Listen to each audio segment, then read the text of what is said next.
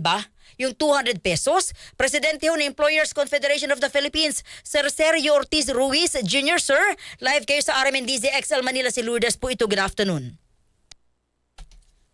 Hi, sir. Good afternoon. Sir, Sa ating mga tagapakinig. sir, diretso na. Kaya bang maibigay ang 200 pesos dagdag sahod sa Metro Manila pa lang? Actually, magkukulbina yung mga regional wage board. So, sabi nga ng Malacanang, ipaubayan natin sa kanila. So, padaliin na lang yung pagkukulbin. Sa inyo po, paano kung sabihin nila, sige, bigyan natin 200 pesos. Okay lang ho yun sa mga employers? Alin? Halimbawa, Actually, yung naman taon-taon naman talaga nagkukulbin yung regional wage board. So, okay lang. Pag nagkukulbin sila kung ano, decision, effective naman yun 1 year after yung huling increase. So ano man po ang maging desisyon, okay lang po sa employers? Okay lang kasi yung wage board kasi, ang constitution nun, nandun ang DTI, nandun ang DOLE, nandun ang NEDA, may representative kami, may representative ang workers. So talagang pinag-aaralan niya taon-taon na ayos nila yan. So kaya ayaw lang namin yung nagiging emotional at nagiging political pag duwada sa mga legislation. Okay. Pero possible ho ba, Ginoong Ortiz, etong 200 pesos per day na dagdag? Well, hindi possible. Talagang hirap na yung mga ano.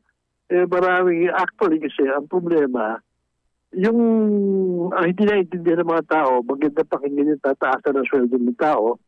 Pero alam mo, ang apektado lang ng pag nagtataas ng wage, legislated wage, 16% lang na manggagawa. Out of the 52 billion, yung 16% lang ang na-apekto. Kung minsan mga 10% na minimum wage earner, yung 84% to 90%, yan wala namang mga employers yung marami na yan. Wala namang halimbawa ng mga informal sector, kaya ng mga partners, wala namang employer, yung mga fisher folks, mga market vendors, yung mga ambulatory sellers, yung mga sila yung nakakarami. At pagka nag-tax na sweldo na ganyan, like 200 pesos, laki yan, more than 30% ng pasahod, diba? Paano gagawin no? 90% ng enterprises natin, micro.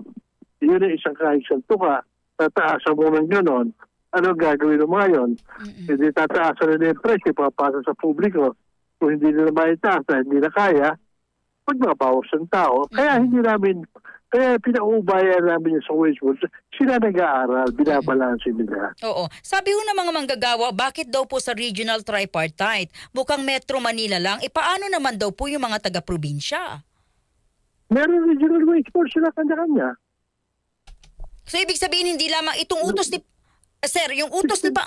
16 regions yung nag-hearing pagka merong wage. Kanya-kanyang file. Kung minsan nga wala nagpapile, nag-hearing yung boto probably, nag-hearing yung mga wage board. So sa madaling salita, itong utos ng Pangulong Marcos, hindi lang for Metro Manila laborer, mga manggagawa, employees, kundi sa buong bansa.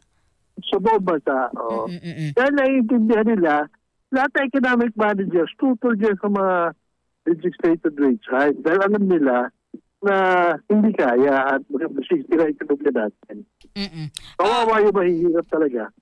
Kung konti lang naman yung makikinabang, pasan ng mga karamihan ng mga ating mga kababayan.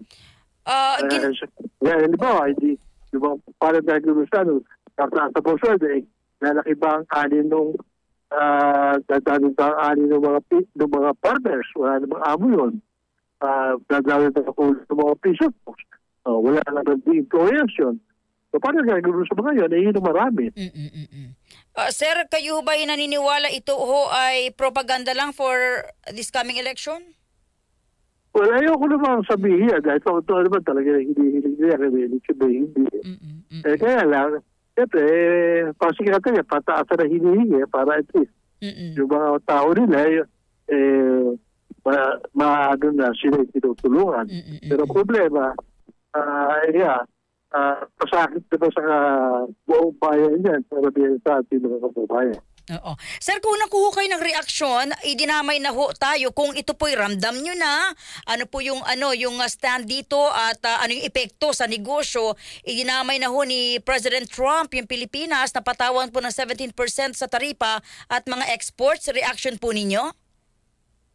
Well, hindi ko nakikita pa yung pero ang dinig ko, pinakababa yung taripa binigay sa atin. So in short, kung ang mga kalaban natin, mas mataas yung taripa sa kanila, baka it might end up beneficial to us dahil siyempre, magtataas ang presyo dahil tumaas yung taripa, tayo, konti lang itataas ang presyo, bawi na natin yung ating yung iba, mataas yung itataas sila, magiging competitive sila. Tayo will remain competitive.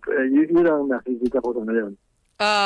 Ulitin ko lang, pwede ho magtaas din ang presyo sa mga bilihin or serbisyo pero konti lang. Well, tayo, kung 17% yung tinaas sa atin at mas malaki yung iba, siyempre mas competitive tayo. Mahihirapan yung tao sa Amerika dahil mataas ang bibili niya. Tataas lahat ng presyo sa kanila. Sa madaling salita, wala masyado epekto sa atin, sir? Kung hindi ko pa nakikita yung buo, yung mga iba, kung ganyan lang, yung sa tariff lang, walang meron lang mga siguro disruption sa mga yung tinatawag natin supply chain, baka magkagulo-gulo presyuhan, pero hindi ko inaasahan makakasama sa ating masyado yun. Pero yung dollar exchange, baka yan maapektuhan, at saka yung mga credit flow, yun ang hindi ko masabi ngayon sa ngayon. Sir, maraming salamat po sa inyo. Thank you po, mabuhay po kayo.